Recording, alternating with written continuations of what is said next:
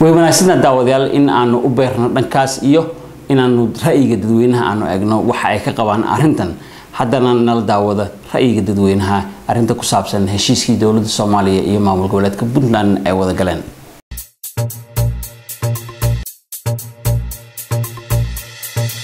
واحد يعني إن صوماليا قبل هذا دولن ما ملوا سميه لكن سؤال شيء سويدين تعالى مش تعالى واحد هاي ما ممكن لسمينه قبل هذا ده الله سمينه واحد في عن إن جروب جوني سمينين يدرك قبل هذا حد يقول إن يسكوي مادان وواحد معناها أي ودليهين ويكوّل الشدين ويجوا إليهين وأن عدش الشيء كده شرين وأن قام الشيء كده شرين ودتك الدجاج كإليهين ويجود هوستي يسقط تجان ويجوا إليهين أي سمستان إن كستونا نو كبتش على الله إن الله إلى الصومالية دولة حقوق بدن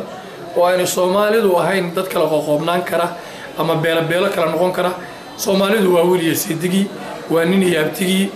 أنا جم دوني إن قبل الصومالية اللي يشكتو مركب ما دوني يبغى نقول فكرهان تنا ميزان هذين نقوليسو إن صوماليا ما من القبلات بالله سميا وما بدونيني وحندوني لها نقول دولة حقوق بدن إن صوماليا يلتو حديث أي كفر سمويدو وحافي عن ذاتك القبلات اللي حدقة إن أي تشلان يدو عن عدك لكل حشرين يدو عن عدك للتشوجن سيد أي ولد بيهان شرتي أو نوراين أي ولد جناين عدك جورس القبلات اللي حمل شرتو مركب واحد صوماليكم مهما اسمه هرتو يا سلاين dadka ay dantu ka dhaxayso inay wada daneystaan waxay wada leeyihiin sameystaan qofkii tartamayana uu tartamo wallahi niyo Soomaaliya waxa ku mahmaada ragba waa ku rageeda meeshaas rag Soomaaliyeed baa isugu tagay waxbayna ka soo saareen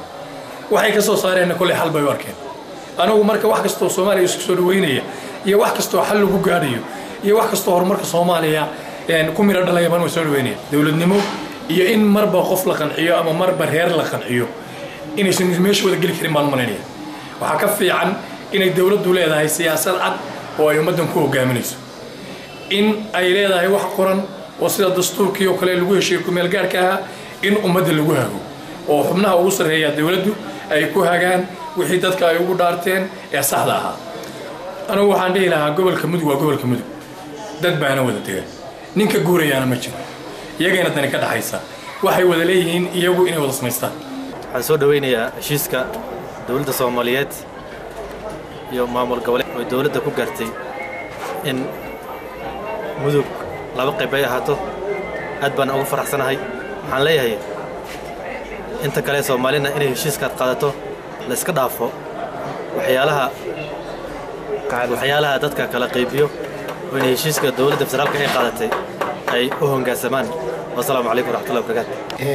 waxaan aad u soo dhaweynayaa heshiiska dawladda federaalka Soomaaliya iyo dawladda goboleedka Puntland sababta aan u soo dhaweynay waxay tahay heshiis wax noo dhama malahan Soomaaliya wax badan bay soo leenaysay soo dilisay heshiiskuna aad buu wanaagsan yahay ma garatay marka gobolada kale oo walaalaheena galmudug iyo gobolada kale dhaxan waxaan aad ugu dhiirigelinayaa in meel dhex la isku yimaado heshiiskana ma taqaan haddii san qayb kamid ah aysan qaadan karin ay soo dhaweeyaan wada hadal mataqaana dawladda federaalka iyo dawlad goboleedka Puntland ama dhex la isku yimaado si heshiiskaas in nabadgelyada u sii socoto ma garatay haddii qori haddii koob isku sii qaato intiireedoo la soo dhisay dib u laabanayso oo burburaysa ma garatay marka waxaan ka codsanaynaa walaalaheena dhammaan inta mataqaana lumatasha mataqaana siyaasadda Soomaaliya in maslaxadda guud la wada fiiriyo oo la wada maslaxadda guud aragtida waxaan ka dhiibin arto qolo walba sida ay rabto cid u yeeli karta malahan qof kasta sidoo rabo hadii la dhaho lagu yeelaya waxa malayna heshiis ma imanayo marka waxaan jeclaan lahaa aad uga codsan lahaa maadaama uu aad u dadaalayo ra'iisul wasaaraha dhabtii xaqiiqdii marka fikirkayga gaarka aan ka hadlo waxaan u arkaa ra'iisul wasaaraha aad u dadaalayo oo heshiisyo fara badan iyo maslaxadda uu ka talinayo ama ku arkin siyaasiyiin fara badan oo hadda mataqaana saaxada siyaasadda ku jirta dalka Soomaaliya marka ra'iisul wasaaraha aad baan ugu mahadcelinayaa ra'iisul wasaaraha waxaan madal labaad ka codsanayaa heshiiska labaad oo la galay dawlad goboleedka Puntland State inuu mar kale tana dhanka kale tana ayagana oo dhanka kale tana mataqaana oo arko oo meel dhex isku keeno ra'iisul wasaaraha isku keeno dawlad goboleedka galmudug iyo Puntland siyaasiyiintooda inuu meel isku keeno oo heshiiska halka ka dhexgaliyo hadda in si qolo gaar oo la kulmo anigu waxaan arkaa xoogaa mataqaan in xoogaa qabadu sii badanayso oo xoogaa mataqaan isjiidku sii badanayo qolana qolo kala diinayso ma karto in meel la isku yimaado fiican waxaan u arkaa aniga horta dowlad goboleedka Puntland waxay aad iyo aad mataqaana ugu dadaalaysaa waa gaalkacay horta meesha laga degan yahay oo xudunta ah ugu muhiimsan gaalkacayna waa lagu kala badan yahay xaqada markaan ka hadalno dowlad goboleedka Puntland ayada ugu badan mataqaana qoreenkan kaleeto oo galmudug marka airport markay noqoto wala ma taabtaan wax laga hadli karaa maaha dowlad goboleedka Puntland bay taas mataqaana taliskeedu gaar u tahay marka waxa la isku hayaa waa deegaanka gaalkacay mooyaane aad wax u maleynaa wax kale ma isku hayo